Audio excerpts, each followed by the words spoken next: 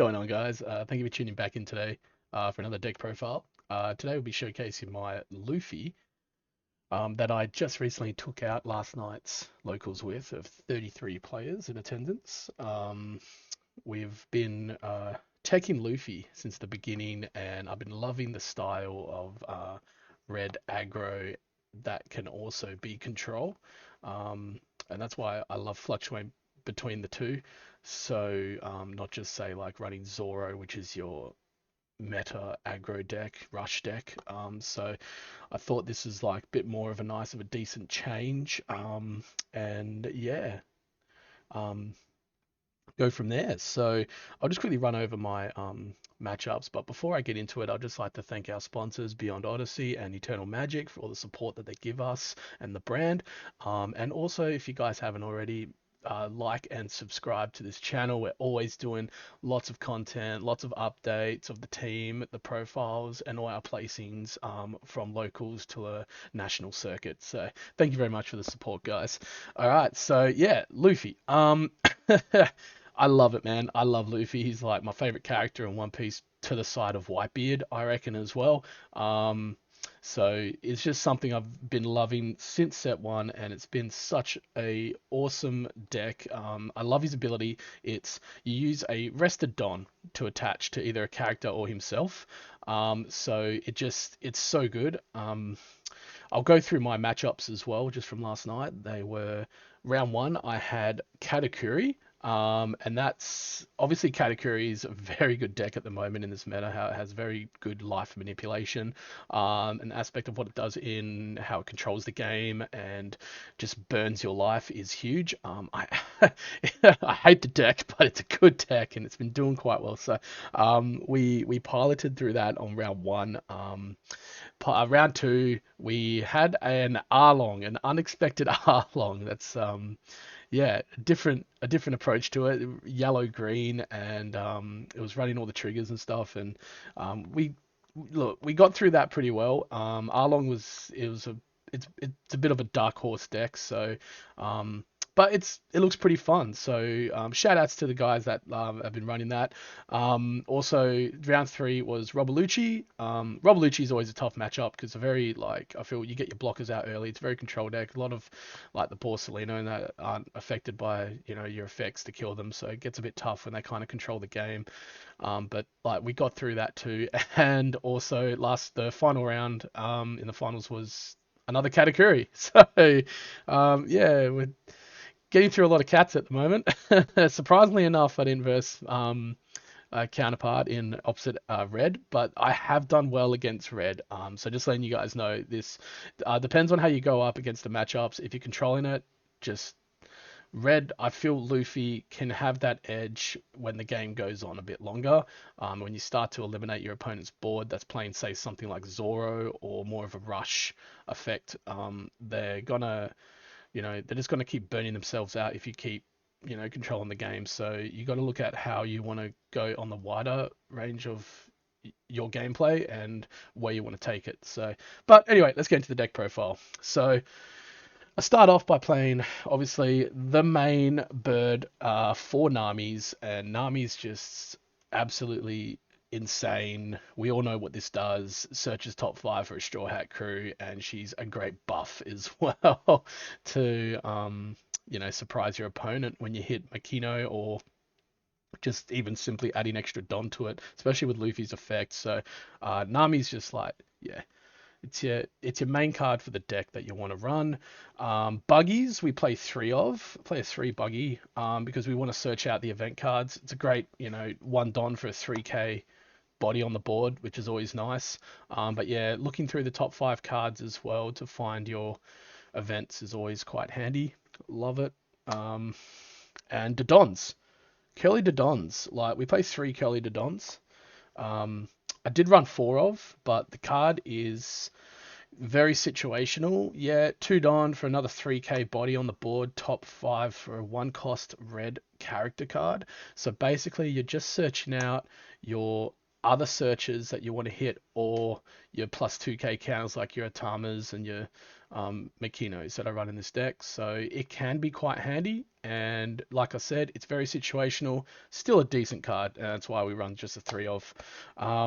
Next card we got up is, I'll just chuck that over there, is Nico Robin, and we play 4 Nico Robins. Now, you can also play V-Star, but I feel lately it's just, I know you can just, there's been a lot of board removal and that's been coming more forward into the game, but it's also it's a 50-50 with it, because V-Star, yeah, it's a better card on play to kill a 3k or less, but I just love having Nico Robin there on the field, because not a lot of people suspect this card anymore. And when you dump her on the field, it's just A, it's another searcher with your Nami, but B, it's if you can pull it off and you can have her on the field for at least 2 or 3 turns, you're just going to keep punishing your opponent every time. Because when you have a Don attached to her, as you guys know, you just kill a 3k or less. And this works so well with a lot of cards that can neg your opponent's cards. So you're just going to keep punishing your opponent, especially if they're playing, you're up against Zoro and they're not dealing, like, they can't deal with this card, and it's just, I feel there's more value involved in Nico Robin. Again, it's very situational, and it just depends on how you guys approach it. Of course, we look at Zoro's, man. Zoro's just like your main. He's like the bread and butter, I feel, of the deck, right? It's just, 3 Don, 5k rush is huge. Like, we all that know what that does, and it's just such a great card. Now, the little other tech we've been running is also Brooks. I love Brook, man. This card's been so good. There's been talks about it recently as well. I feel Brook is just like, it's so good when you're not going on curve, because then it allows you to have that opportunity to dump him down a bit easier. And same thing like with the Don and that Kelly the Don. So Brook is when you attach one to Don to, well, to Don, when you attach one Don to him, when you attack, you neg 2k off 2 of your opponent's characters. And this is what I mean, like, it's just so good. Like, if you got Nico Robin on the board, or if you're running like certain event cards, it's just very good in combination with them cards, which I'll get to in a second on what I'm running in my events. But this is an insane card, and when you've got this down, your opponent, you're just going to punish your opponent again and again and again. So you got Brook on the field, Nico Robin is just huge, and it doesn't cost a lot of Don, because you got to look at very effective cards that have good skill effects that you can get more value out of, and this card I just believe is so good for that. Marcos we play 2 of. Just a 2 of Marco. And if I see this card, it's like, I'm having fun. Like, we're gaming. Like, it's just, this card's insane, man. So like, making sure that you're playing X amount of cards in the deck that are event cards in the deck, so you can utilize his abilities. When he's KO'd, you can just ditch an event card, is nice.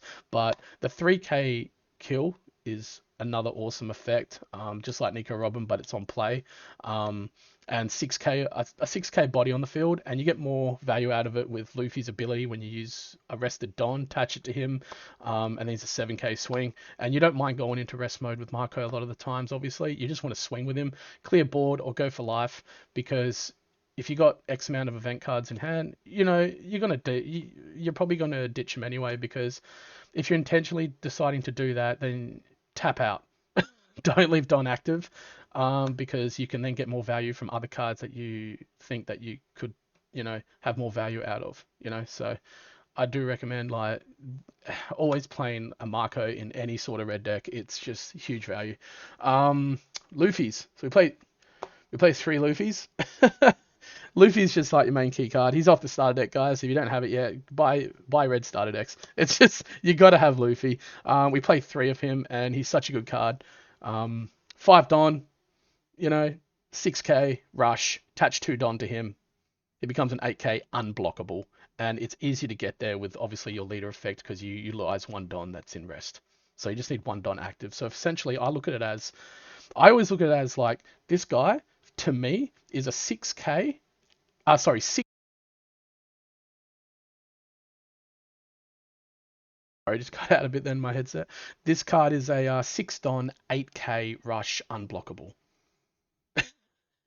Just look at it that way, with the leader ability. So, which is huge value, can't get past that.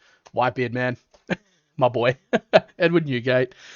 We played just the one of, obviously, and we all know what this card does because the damn thing got errated. So it's so powerful, but you have to play the one of, giving your leader plus 2k to start your next turn, then having a 10k body swing. That also, if you attach 2 Don to, kill another 3k or less, is so good. And this is why it synchronizes well with all the negging and stuff in the deck. All right. We play. I'm just going to pack this up just here. We're just going to move this. Just move it over there.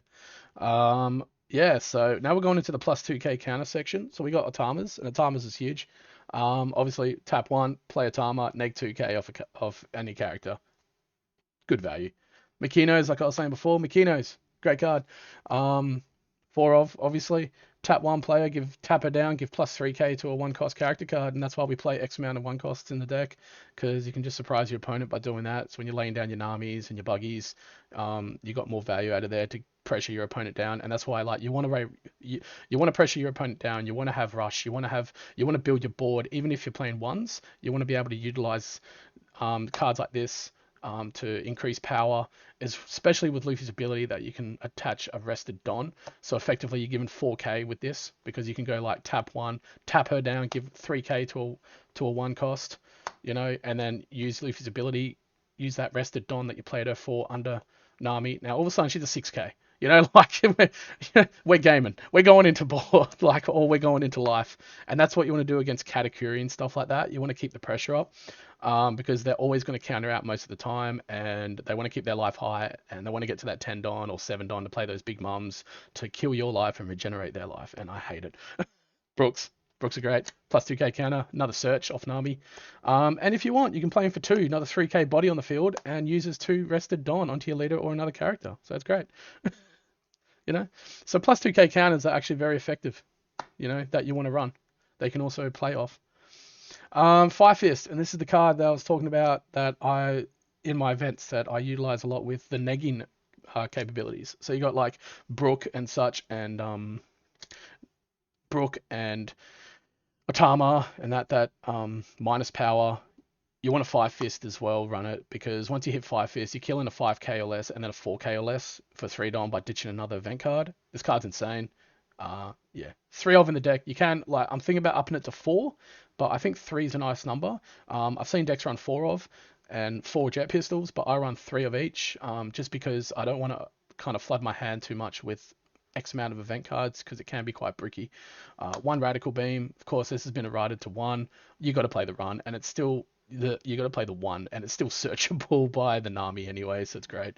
3 jet pistols, like one of the best event cards in the game, I feel, besides Fire Fist. It's just huge. Killing a 6k is massive.